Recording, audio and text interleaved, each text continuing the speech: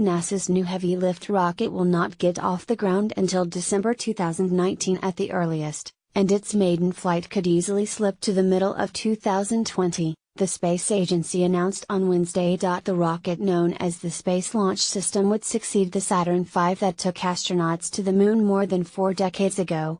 NASA says it plans to use the vehicle to take astronauts not only to the Moon, one of the goals of the Trump administration, but someday Mars. Earlier this year, NASA acknowledged it would not be able to make the previously announced launch date of November 2018 for the first flight, which will not carry any astronauts. The completed review indicates a launch date of June 2020, but NASA said it might be possible to move up the launch date by 6 months. This earlier launch date is reasonable and challenges the teams to stay focused on tasks without creating undue pressure, William H. Gerstenmaier, NASA's Associate Administrator for Human Exploration and Operations, said at a hearing of the House Space Subcommittee on Thursday.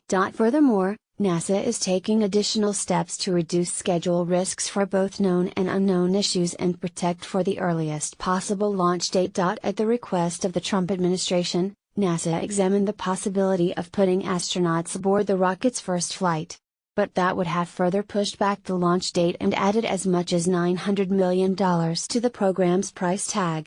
NASA and the administration decided to stick with the original plan. A crewless flight also allows more thorough testing, closer to the edge of the capabilities of the Orion capsule, the separate spacecraft carried by the rocket where astronauts will eventually be seated. Mr. Gerstenmaier told Congress that the additional delay for the first flight adds less than 15% to the cost of the rocket and slightly more than that for ground systems. The delays have been caused in part by technological hiccups as well as factors out of NASA's control, like a tornado striking the Michoud assembly facility in Louisiana, where parts of the rocket are being built. In February. He said that NASA is still on track for the first flight with astronauts in 2023.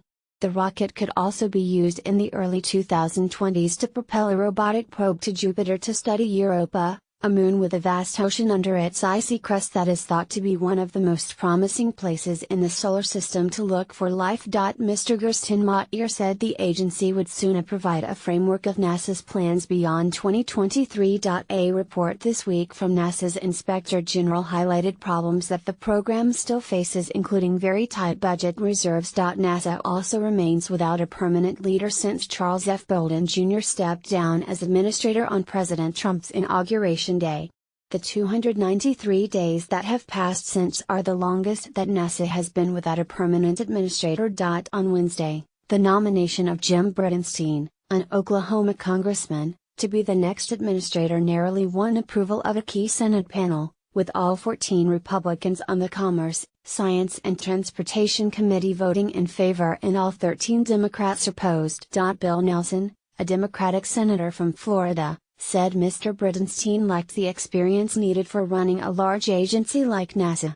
He also criticized Mr. Bridenstine for past statements questioning climate change.